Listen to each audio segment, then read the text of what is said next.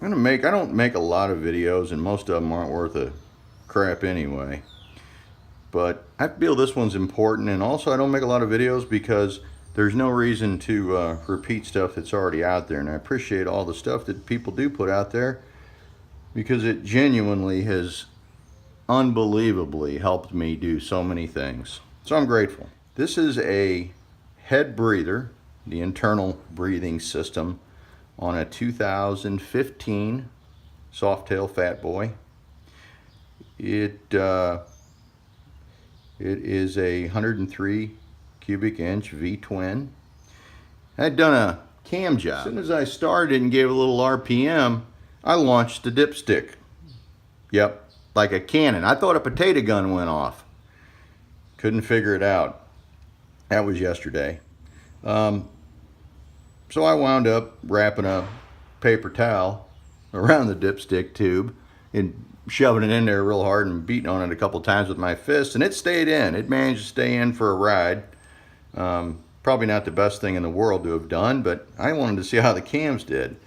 So I started reading up on it, and I thought, you know, there's some talk about the breather, the head breather that's part of the crankcase ventilation system.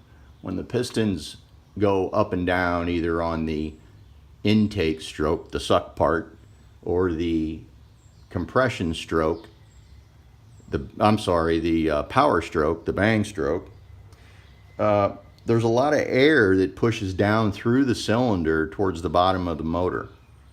Well, that air all goes into the crankcase, and it has to go somewhere. If it can't escape the engine, you have a tsunami of oil and air swishing around inside your engine compartment, or rather inside your crankcase.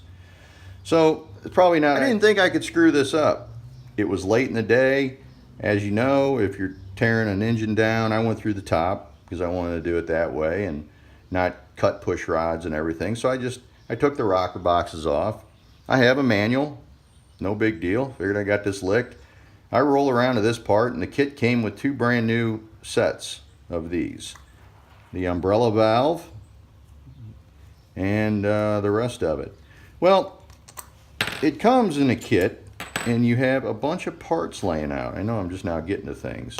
Well, these parts are basically all laying here, and this umbrella valve that allows the air to flow one direction and then port its way out into the air cleaner or the breather so that the oil and air are separated for the final time in this little filter, this little sponge. And it is reburned then by the combustion process. Well, I thought, how could I screw this up? I put the umbrella valve in. It only makes sense because you push it in there, and then I took a little pair of pliers and I just gave that a nice firm snug to make sure it was seated. I mean, I'm not totally mechanically challenged, but it was late in the day and I'd been on the engine for about 8 to 10 hours, and I wanted to wrap it up and I wanted to hear it run. It was getting close to late at night and I didn't want to start it and make a bunch of noise, so I needed to hurry. Well, I hurried at the wrong point. I put this together like this, which is so far so good after your umbrella valve goes in. And then I thought, well, okay, that sponge, there's a nice little cavity right here for this sponge. So I pop that in there like this. And I go over to the engine and I set this down like this, right on top of the rocker plate. Bolt it down, torque it up, everything's fine. Next thing I know, I'm launching the dipstick tube. So I thought, I couldn't have screwed that up. No way. No way could I have messed that up that bad. So I humbly took the gas tank off and pulled the rocker boxes and took the first one apart, and sure enough, I did it wrong.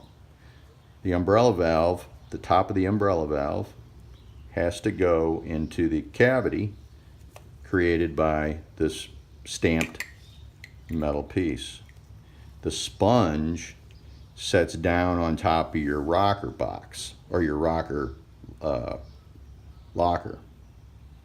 assembly plate.